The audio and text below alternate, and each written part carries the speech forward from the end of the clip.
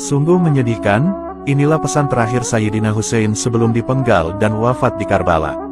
Sayyidina Husain bin Ali adalah cucu kesayangan Nabi Muhammad yang mendapatkan derajat mulia di sisi Allah Subhanahu wa Ta'ala.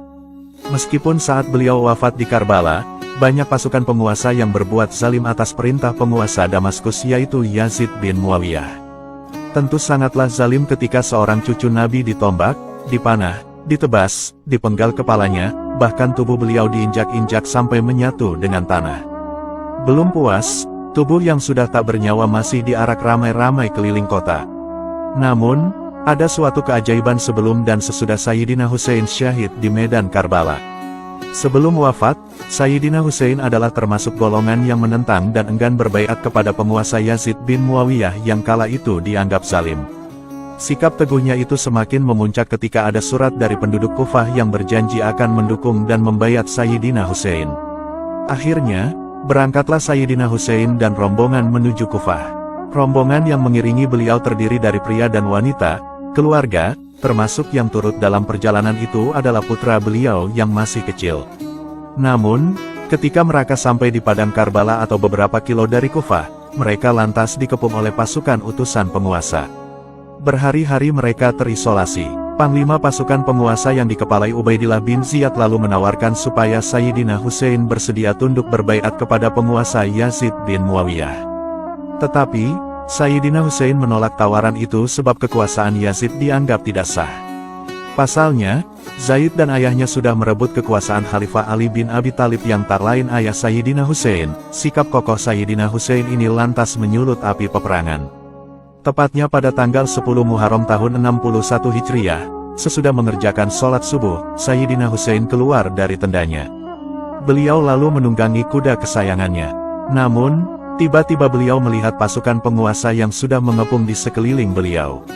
Sayyidina Husain lalu menatap pasukan pengepung dan berpidato sangat indah serta menyentuh hati. Beliau berkata, "Lihatlah nasabku, pandangilah siapa aku ini. Lantas, lihatlah siapa diri kalian. Perhatikanlah, apakah halal bagi kalian untuk membunuhku dan menciderai kehormatanku?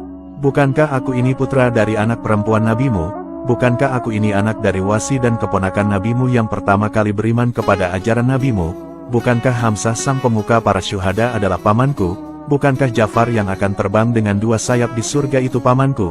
Tidakkah kalian mendengar kalimat yang viral di antara kalian, bahwa Rasulullah berkata tentang saudaraku dan aku, keduanya adalah pemuka dari pemuda ahli surga?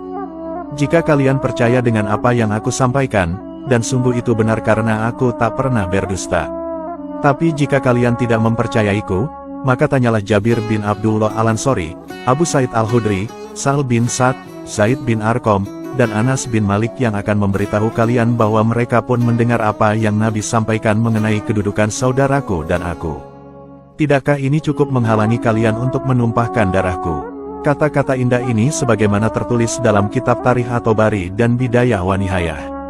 Kemudian, pasukan penguasa Islam saat itu banyak yang sudah buta hatinya, dengan tega mereka menyerang Sayyidina Husain, keluarga, dan juga rombongannya.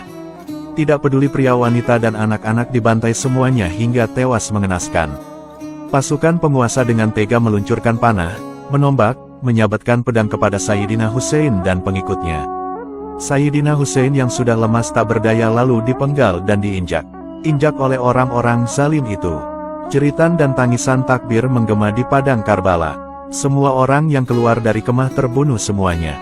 Namun, ada beberapa rombongan Sayyidina Husain yang selamat. Salah satunya adalah anak laki-laki Sayyidina Husain yang bernama Sayyid Ali Zainal Abidin yang masih kecil berumur belasan tahun.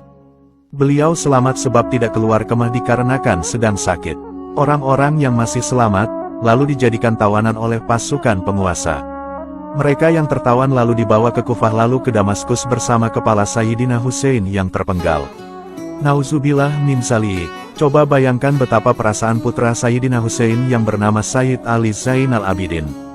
Bayangkan betapa sakitnya seorang anak mengiringi kepala sang ayahanda yang diarak dari Kufah ke Damaskus dalam satu kendaraan. Kepala Sayyidina Husain dipertontonkan di depan istana kepada semua orang. Siapapun yang lewat harus mencaci maki jenazah kepala Sayyidina Husain. Pertontonan ini berlangsung sampai Yazid bin Muawiyah merasa puasa. Setelah puas, Yazid lalu melepaskan para tawanan. Setelah bertahun-tahun pasca wafatnya Sayyidina Husain di Karbala, ada sebuah keajaiban yang terjadi di makam beliau. Hal ini juga menandai betapa Allah memuliakan cucu Nabi Muhammad SAW. Habib Umar Al-Hafiz pernah mengisahkan, bahwa saat kepala Sayyidina Husain dipindah dari Askelon Palestina ke Kairo Mesir, ternyata jenazah kepala Sayyid Husain masih utuh. Padahal sudah bertahun-tahun dimakamkan, ternyata kepala mulia Sayyidina Husain masih utuh dan berbau wangi layaknya jenazah yang baru meninggal dunia.